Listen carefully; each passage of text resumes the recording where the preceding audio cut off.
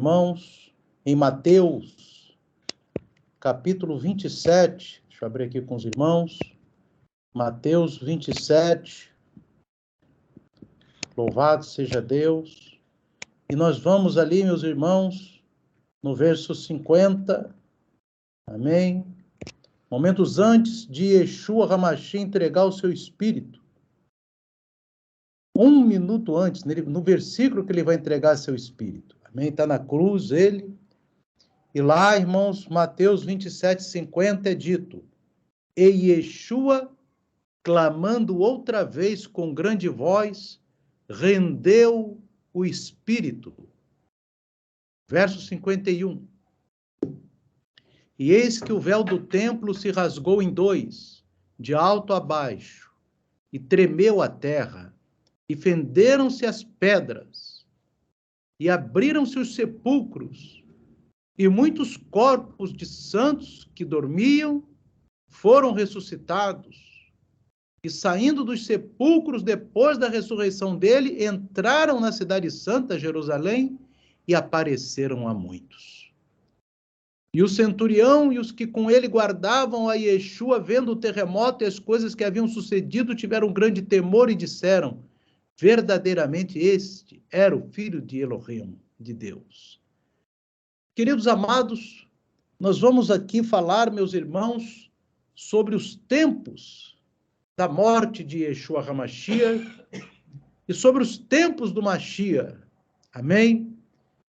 E eu gostaria de trazer com os irmãos, louvado seja o nome do Eterno, também é um escrito da literatura rabínica, do Talmud, confirmando que Yeshua é o Messias, meus irmãos. Como é que pode isso?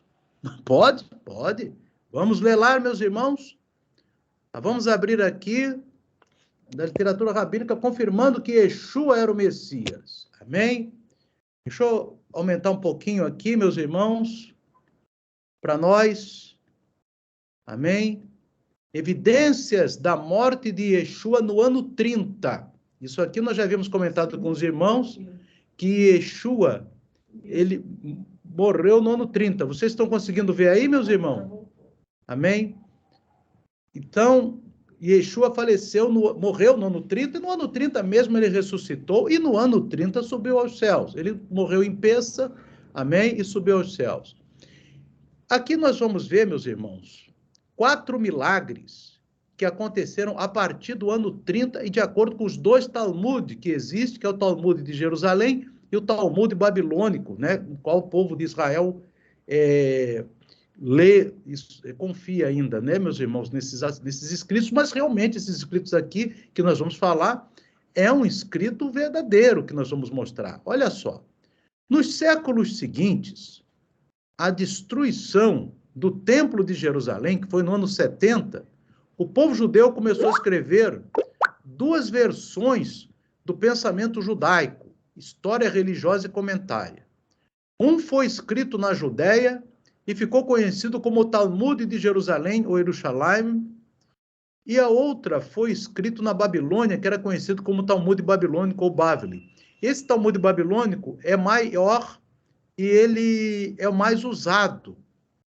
Mas tanto um quanto o outro vão contar coisas interessantes, irmãos. Veja bem, o que diz o Talmud de Jerusalém? 40 anos, isso está no Talmud de Jerusalém, irmãos. 40 anos antes da destruição do templo, que foi no ano 70, a luz central da menorá se apagou. A fita vermelha permaneceu vermelha, o sorteio para o eterno sempre aparecia na mão esquerda, e eles fechavam as portas do templo à noite e, ao levantarem-se de manhã, as encontravam bem abertas. Isso está no Talmud, meus irmãos, de Jerusalém. Amém? Escrito por aqui esse texto, né? Jacob Neusner, de Jerusalém, página 156 e 57. Você lembra que o templo foi destruído no ano 70. Então, 40 anos antes, foi a morte de Yeshua. Mas eu queria mostrar para os irmãos, primeiro, como é que funcionava a questão da fita vermelha. Vocês se lembram, meus irmãos, no Yom Kippur? Nós falamos, já está em Levítico, né, irmãos? Capítulo 23, amém? que eram soltos 2 bodes. Aliás, eram trazidos para o sumo sacerdote 2 bodes. Um para o Eterno, que ia ser sacrificado, e o bode para Azazel, que ia ser lançado no deserto. Esse bode para Azazel ia com uma fita. Amém? Com uma fita vermelha. E aí o que acontece, meus irmãos? E isso em Yom Kippur, que era o dia do perdão. Amém? Acontece, meus irmãos, que essa fita do bode de Azazel, que era uma fita vermelha, que ele ia ser solto para o deserto, ela era colocada no templo. E se o Eterno recebesse o pedido de perdão do povo, a fita se tornava branca. Como está no livro de Isaías, né? Seus pecados eu tornarei branco como a neve. Ainda que vossos pecados sejam como a escarlate, vermelho, eu os tornarei branco como a neve.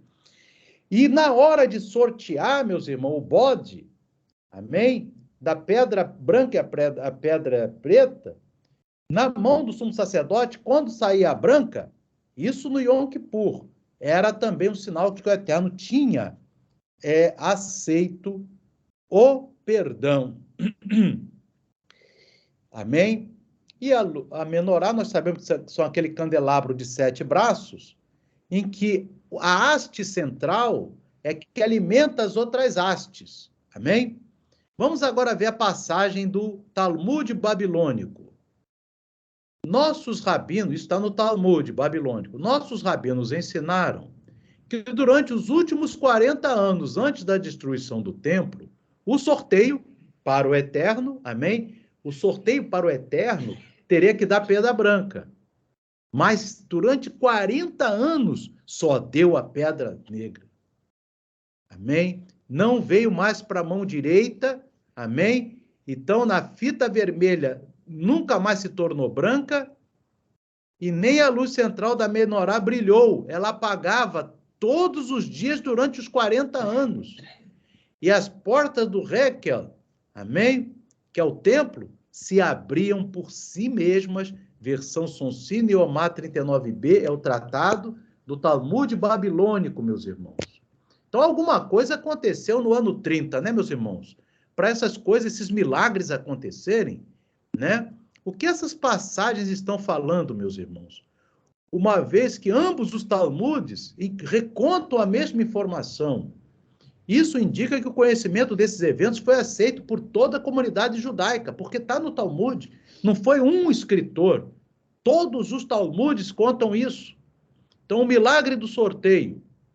O primeiro desses milagres diz respeito à escolha aleatória. Um sorteio que era lançado no dia da expiação. O sorteado escolhido determinaria qual das 2 cabras ou bodes seria para o Eterno e que bode seria para Azazel. Amém? Vocês se lembram de Azazel, que está no livro de Enoque, né, meus irmãos? Durante os 200 anos antes de 30 depois de Cristo, amém? Ou seja, 200 anos antes, quando o sumo sacerdote pegava uma das 2 pedras, mais uma vez essa seleção era guiada pelo acaso. E a cada ano a sorte lançada deveria fornecer para o sacerdote uma pedra negra com a mesma frequência com que forneceria uma pedra branca. Mas por 40 anos consecutivos, a partir do ano 30, de acordo com os 2 Talmudes, meus irmãos, essa sorte lançada fazia com que o sumo sacerdote pegasse consecutivamente a pedra negra, nunca mais conseguiu pegar a branca.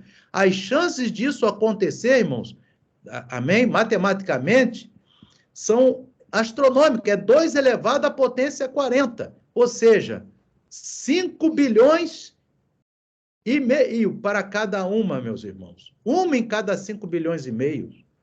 Era impossível disso acontecer. Amém? Era mais fácil, né? Aqui, o escritor aqui botou que era mais fácil alguém ganhar na loteria do que acontecer isso. Amém? Então, aqui está dizendo, a sorte para Azazel, a pedra negra, ao contrário de todas as leis do acaso, surgiu 40 vezes seguidas e ininterruptas, desde 30 depois de Cristo, no ano da morte de Yeshua HaMashiach, meus irmãos, até o ano 70, quando o templo foi destruído pelo Império Romano. Amém?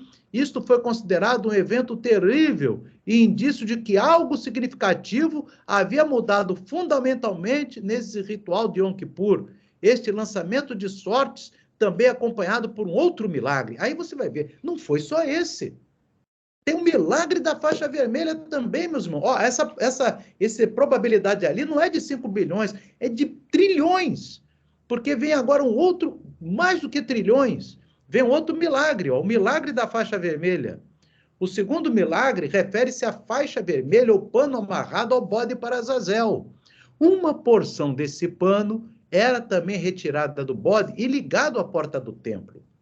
A cada ano, o pano vermelho na porta do templo ficava branco, como que para significar que a expiação de outro Yom Kippur foi aceitável ao Eterno. Mas esse evento anual aconteceu ininterruptamente até o ano 30, quando o pano, em seguida, manteve-se vermelho a cada ano até o tempo da destruição do templo, meus irmãos. 40 anos depois. Mais um milagre, meus irmãos, provando para toda a humanidade que aquele que morreu na cruz era a manifestação de Adonai, aleluia.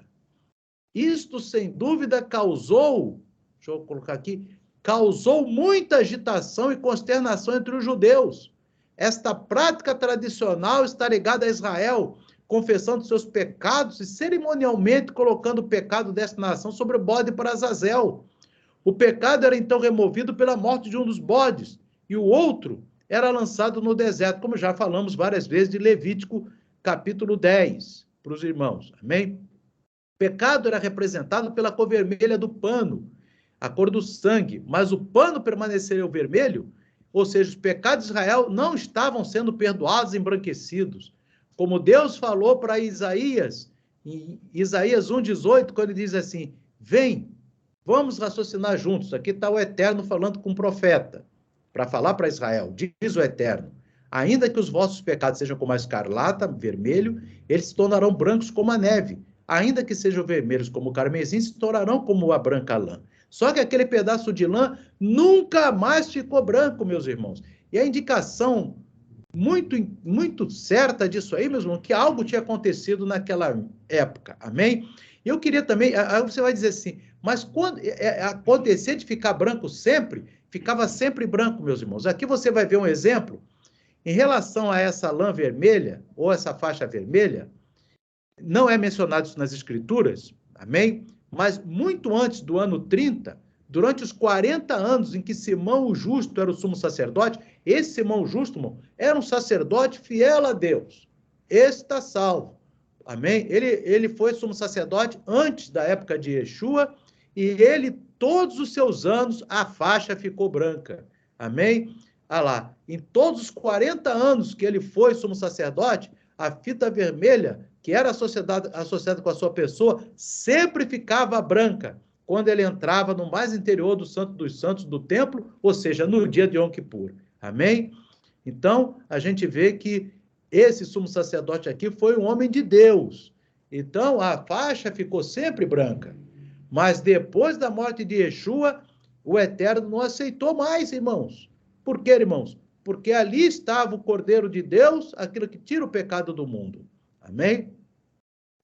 O que a liderança da nação judaica fez em 30 depois de Cristo para merecer tal mudança no Yom Kippur? Foi o que aconteceu no dia 5 de abril de 30 depois de Cristo, meus irmãos, você pode ver, inclusive, nos sites Rebical, que o dia da Páscoa, no ano 30, há quase 2.000 anos atrás, foi o dia 5 de abril, o dia do jantar de Pêssah. Amém? Que é o dia da Páscoa. Então, o Messias, Yeshua, foi cortado de Israel, o próprio sendo condenado à morte como um sacrifício pelo pecado, meus irmãos. Amém? Então, você vê que a partir desse evento, há uma transferência da expiação. É o que diz ali em Hebreus. Vamos aqui em Hebreus agora, vou aqui, meus irmãos, compartilhar com os irmãos aqui. Vamos aqui no livro de aos Hebreus. Amém? Aos Hebreus, capítulo de número 9, meus irmãos. Louvado seja o nome de Adonai. Hebreus 9. Amém? Hebreus, louvado seja Deus. Opa, Hebreus está aqui logo depois de... Tá aqui. Hebreus 9, meus irmãos. Amém? Nós vamos ali no verso 11, diz assim, Hebreus é carta aos judeus. Fala aqui Hebreus, mas é carta aos judeus. Mas vindo Mashiach, o sumo sacerdote dos bens futuros, por um maior e mais perfeito tabernáculo, não feito por mãos, isto é, não desta criação, nem por sangue de bodes e de bezerros, mas pelo seu sangue, entrou uma vez no santuário, havendo efetuado uma eterna redenção. Amém? Então, meus irmãos, veja bem, aqui Yeshua, ele substituiu o sangue dos bodes e dos bezerros. No Yom Kippur, quando vier o tempo, né, irmãos, que do reino de Yeshua aqui na terra, que o templo vai voltar a funcionar com sacrifício de animais, os sacrifícios de animais de expiação não vai existir, porque esse já foi feito por Yeshua. Outros sacrifícios continuarão, que eu já li no livro dos irmãos, no livro de Zacarias. Gratidão, oferta pacífica, isso continuará. Mas de expiação, como diz aqui no livro de aos Hebreus, esse já foi feito uma vez por todas através de Yeshua HaMashiach. Amém? E é um motivo também por causa que aqui não precisava mais, já estava feita a redenção. Amém? Louvado seja Deus. Em que pese, né, meus irmãos, toda a igreja primitiva deve não com sacrifício de bode, o Yom Kippur na era messiânica será celebrado tal como celebramos hoje, com o santo jejum, amém, de 25 horas, mas sem sacrifício de animais, porque o sacrifício do perdão já foi feito. Ou seja, a celebração de Yom Kippur continua, amém, sem o sacrifício de animais, sem o bode de Azazel, nem o bode do Eterno, porque já não é mais por sangue de bodes e bezerros. Amém? Mas é pelo próprio sangue de Yeshua que nós fomos resgatados no ano 30. E eu queria trazer para os irmãos, e ali nós já vimos que também durante 40 anos, só para adiantar um pouquinho com os irmãos, nós vamos ver que a porta do templo também, aqui o Talmud diz, né, irmão? A autoridade de Jerusalém, do Talmud, no Talmud de Jerusalém diz assim, isso está no Talmud de Jerusalém, disse Rabban, quer dizer, o rabino, Yohanan ben Zakkai ao templo. Ó templo, por que nos assusta? Nós sabemos que você vai acabar destruído. Por isso foi dito, abram suas portas, ó Líbano, para que o fogo possa tragar os cedros. Zacarias 11:1. Ele era o líder da comunidade judaica, meus irmãos. E as portas do templo ficaram abertas durante 40 anos, meus irmãos. Por que ficaram abertas durante 40 anos, meus irmãos?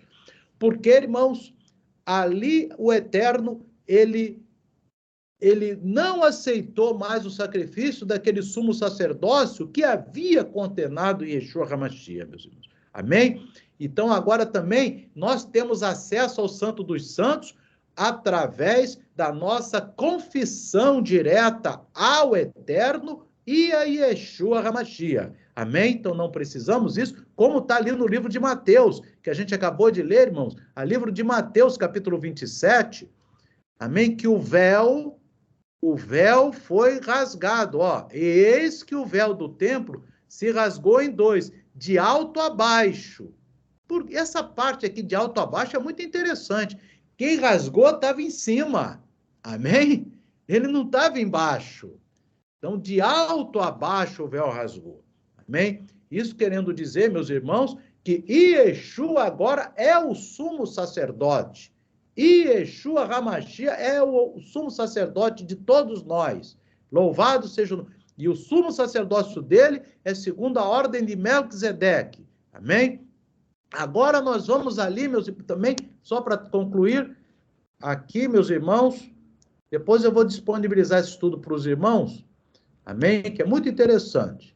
Amém? O quarto milagre foi que a lâmpada central da menorá, irmãos, que é a que alimenta as outras 6, ficou apagada durante 40 anos. O Talmud diz, irmão, 40 anos, o que equivale a 12.500 noites seguidas. A lâmpada manteve-se apagada e não importa o quanto se tentasse reacendê-la. E nem outra precaução que os sacerdotes tomassem para proteger contra esse evento, eles jamais conseguiram reacendê-la por 40 anos. Irmão, vocês sabem o que significa menorá? Aquele candelabro significa o Yeshua, meus irmãos. A luz, a presença do Eterno é Yeshua.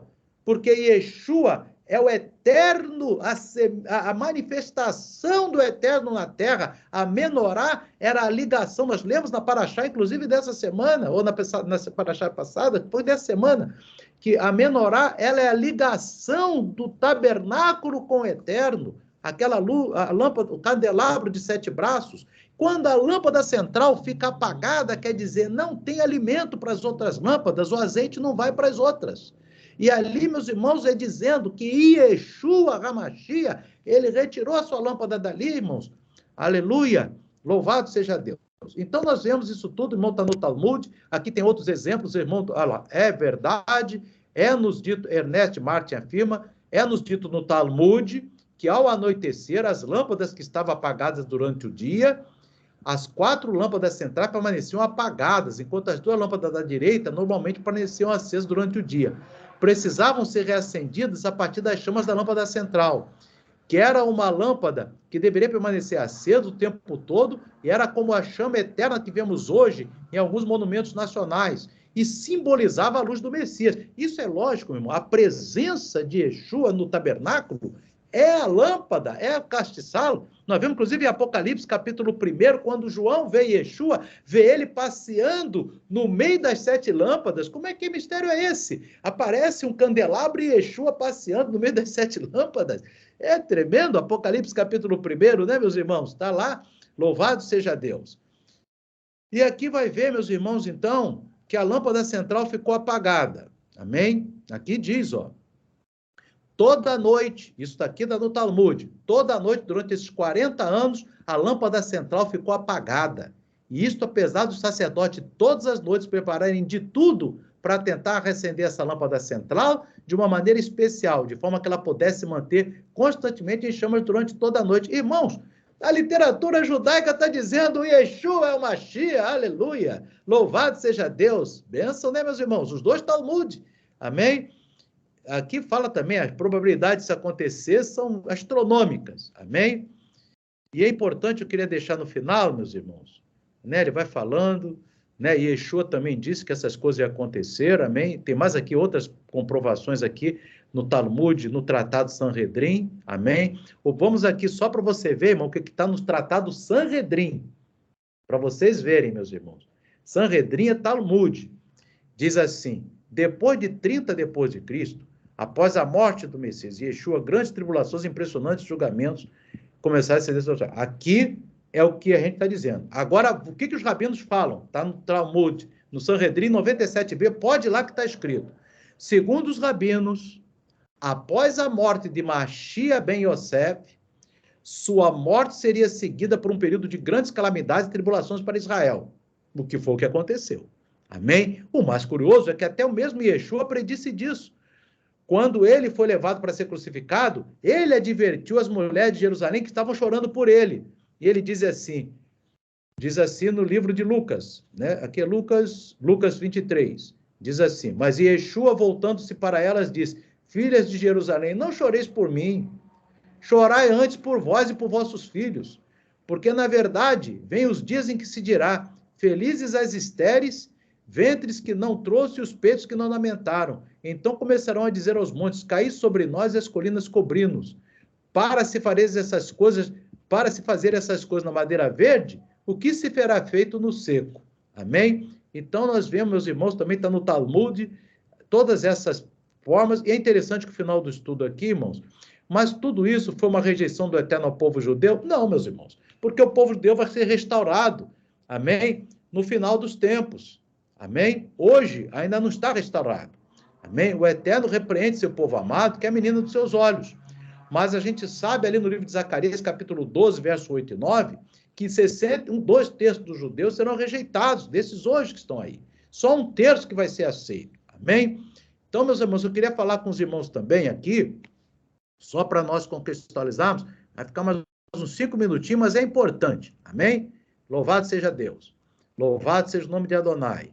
Nós vamos aqui, irmãos, no livro do profeta Daniel, capítulo 9, amém? E vamos fazer um cálculo aqui rápido que você vai ver tudinho, amém? Você vai ver agora. Daniel, ele diz o ano em que Yeshua vai começar o seu ministério, Amém? Vamos aqui, livro de Daniel. Vamos lá, Daniel 9, no verso, meus irmãos. Isso é muito lindo, meus irmãos, coisa linda. Verso 24 em diante, nós já estudamos esses estudos, mas aqui vai ser muito rápido. Daniel, eu já contei para os irmãos, capítulo 9, ele está orando a Deus, se humilhando, aí chega o anjo Gabriel, né, meus irmãos, e diz para Daniel, né, verso 21, vamos assim, estando eu, digo, ainda falando na oração, o homem Gabriel, que é o anjo Gabriel, que eu tinha visto na minha visão ao princípio, veio voando rapidamente, voando, o anjo veio voando e tocou-me a hora do sacrifício da tarde, 3 da tarde, né, irmão? Hora da minhá, 3 da tarde. E ele me instruiu e falou comigo, dizendo, Daniel, agora saí para fazer-te entender o sentido. Você veja bem, irmão, o detalhe, o profundo. Vamos ver aqui uma interpretação sode, rápida aqui desse versículo. O anjo veio trazer a resposta na hora da oração da tarde. A importância da minhá, né, meus irmãos? Amém? Veja bem. E feita na hora certa, né, meus irmãos? Daniel agora saiu para fazer entender o sentido. No princípio das tuas súplicas saiu a ordem, e eu vim para te declarar, porque és muito amado. Considera, pois, a palavra e entende a visão. Agora, meus irmãos, presta atenção.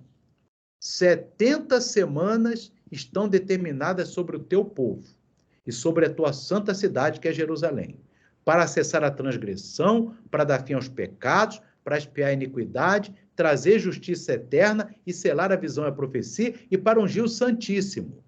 Verso 25, irmãos. Viram? 70 semanas. Sabe e entende. Desde a saída da ordem para restaurar e para edificar Jerusalém, até o Messias, o príncipe, haverá 7 semanas e 62 semanas. As ruas e o muro se reedificarão, mas em tempos angustiosos.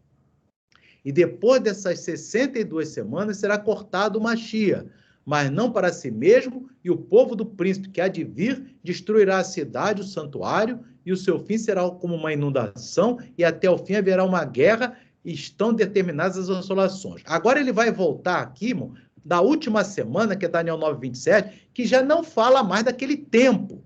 Fala agora do tempo final, que ainda vai acontecer, né? E ele que fala aqui que é esse anticristo, né? Que é esse rei do exército inimigo, né?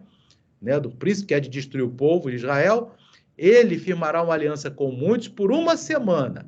Então, 70 semanas, 69 é da ordem para expedida um decreto para construir Jerusalém até a unção do Messias. Amém? Então, vamos aqui, irmãos. Quando é que Yeshua é ungido? No batismo dele. Olhe bem aqui, irmãos queridos. Olha bem. Lucas 3, verso 21. E aconteceu aqui o batismo de Yeshua. Vamos ver a idade que ele estava aqui para a gente poder ter a ideia. E aconteceu que, como todo o povo se batizava, sendo batizado também Yeshua, orando ele, o céu se abriu. E o Espírito de Adonai, que é o Espírito do Santo, o Espírito Santo, desceu sobre ele em forma corpórea como pomba. E ouviu-se uma voz do céu que dizia, Tu és o meu filho amado, em ti me comprazo. E o mesmo Yeshua começava a ser de quase quantos anos? 30. Então, se ele morreu com 33, amém?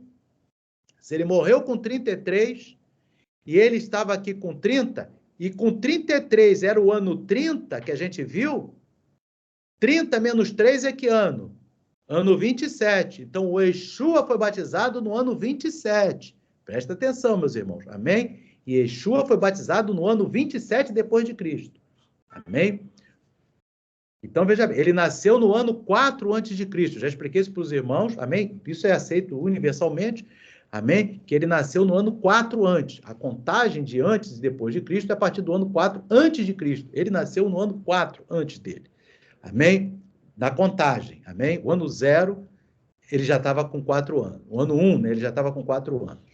Amém? Então, veja bem. 30 anos é o ano 27. A ordem para construir Jerusalém, meus irmãos, está no livro do escriba Esdras. Esdras, capítulo 7, eu vou até aqui, irmãos. Amém? Acho que está um pouco... Deixa eu entrar, então, aqui, porque está um pouco apagado, está muito longe esse escrito. Deixa eu entrar em Esdras 7 aqui rapidinho. Vamos lá, fica melhor para os irmãos lerem. Os irmãos vão ficar se esforçando muito para ler. Esdras 7 é o decreto que Daniel profetizou 100 anos antes. Amém? No verso 12, 10, né? Aqui. Aleluia. Aqui diz. Verso 11. Esta é, pois, a cópia da carta que o rei Artaxerxes deu ao escriba Esdras, sacerdote Esdras, que ele também era sacerdote, o escriba das palavras dos mandamentos do Eterno e dos seus estatutos sobre Israel. Artaxerxes, esse Artaxerxes é o mesmo Assuero, marido de Esther, tá bom, meus irmãos? Amém? É o mesmo. Artaxerxes, rei dos reis, ao sacerdote Esdras, escriba da lei do Deus do céu, paz perfeita em tal tempo. Por mim se decreta que no meu reino todo aquele do povo de Israel e dos seus sacerdotes e levitas que quiserem ir contigo a Jerusalém, vá. E aqui ele vai completando. Essa carta, esse decreto de Esdras, no livro de Esdras tem 3 decretos. Tem o decreto de Ciro, o decreto de Dario e o decreto de Artaxerxes. Esse decreto de Artaxerxes é o que está em Daniel 9, 27, que ele diz assim, desde a saída da ordem, aqui, ó, essa ordem aqui é o decreto de Artaxerxes para restaurar, para edificar Jerusalém. Amém? Então, isso aqui está... E quando que esse decreto foi expedido? Amém? Vamos aqui. Quando que esse decreto foi expedido? Você pode entrar aqui, tem várias saídas aqui, irmão. Vamos entrar aqui. Decreto de Artaxerxes. Amém? Está aqui, meus irmãos, ó. Vários lugares. Por que o ano 457 a.C. é o início da contagem de 490 anos? Amém? Porque o decreto de Artaxerxes está aqui, ó, foi em 457 a.C., que está em Esdras 7, que nós acabamos de ler para os irmãos. Amém? Então, vamos fazer uma continha aqui, irmão. Vamos entrar aqui no como é que é? Word. Amém? E vamos fazer a continha aqui junto com os irmãos. Louvado seja o nome do Eterno. Veja bem, deixa eu botar aqui uma caixa alta. Louvado seja Deus. Amém? 457, irmãos, antes de Cristo, é 457, você sabe que não tem um ano zero, tem um ano menos 1, passa para o 1, amém? Então, o 1, quando vai para menos 1, é menos 1 antes de Cristo, amém? Então, 457 vai ser até o ano 1. E como ele foi batizado no ano 27, de 1 até 27, tem quantos anos, meus irmãos? 26. Dá quanto? 483. Lá no livro do profeta Daniel, fala que são 69, 62 mais 7, 69 semanas. 69 vezes 7 vai ser o quê? 483.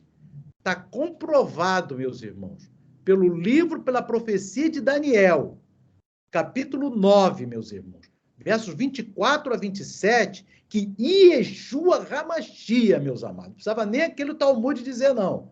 É o Mashiach e que veio e que voltará. Amém? Esse é o verdadeiro Mashiach.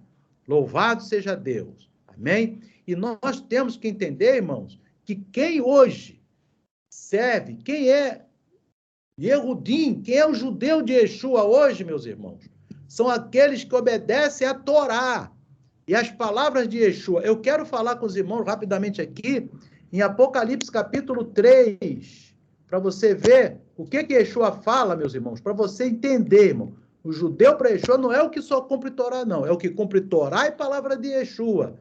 Porque aqui em Apocalipse capítulo 3, no verso, meus irmãos, Yeshua fala com a igreja de Filadélfia. Amém? E a igreja de Filadélfia, nós falamos para os irmãos que é a igreja que vai ser salva. Amém? E ele diz assim para a igreja de Filadélfia, rapidamente aqui, ó. E ao anjo da igreja que está em Filadélfia, ele está falando para João, esse anjo da igreja é o mensageiro, é o líder da igreja em Filadélfia, na cidade de Filadélfia. Escreve, isto diz o que é santo, o que é verdadeiro, o que tem a chave de David, o que abre ninguém fecha e fecha ninguém abre. Conheço as tuas obras, eis que diante de ti pus uma porta aberta, e ninguém a pode fechar. Tendo pouca força, guardaste a minha palavra e não negaste o meu nome. Eis que eu farei aos da sinagoga de Satanás. Irmãos, sinagoga de Satanás é aquele que crê na Torá, mas não crê em Yeshua. Amém? Aos que se dizem judeus e não são, mas mentem. Eis que eu farei que venham e adorem prostrado a teus pés e sabem que eu te amo. Você veja bem, quando ele fala com a igreja de Filadélfia, por que ele usa essa questão de sinagoga? Porque a igreja de Filadélfia cumpria a Torá, meus irmãos. Amém? A igreja de Filadélfia, que vai subir, que vai ser salva, ela cumpre Torá e cumpre palavra de Yeshua. Mas ele diz assim, tenha cuidado com a sinagoga de Satanás. Porque judeu para Yeshua é aquele que guarda a sua palavra e guarda a Torá. Por isso que está aqui no verso 10. Como guardaste a palavra da minha paciência, também eu te guardarei da hora da tentação que há de vir sobre todo mundo para tentar os que habitam na terra. Eis que venho sem demora, guarda o que tens, para que ninguém tome a tua coroa. Não podemos perder nossa coroa. Louvado seja Deus. Amém? Então, queridos, a igreja de Filadélfia somos nós, que obedecemos Torá e palavra de Yeshua, mas não podemos cambar, nem largar a Torá, nem largar as palavras de Yeshua. Amém? Se largar a Torá, vai para o paganismo. Se largar a Yeshua, vai para a sinagoga de Satanás. Então não pode ir para nenhum desses lugares. Você tem que ficar na Torá e nas palavras de Yeshua. Amém? Que Deus abençoe, meus amados. Que o Espírito Eterno continue falando ao coração de todos. Vamos agora orar por todos. Em nome de Yeshua. Amém. Vê amém.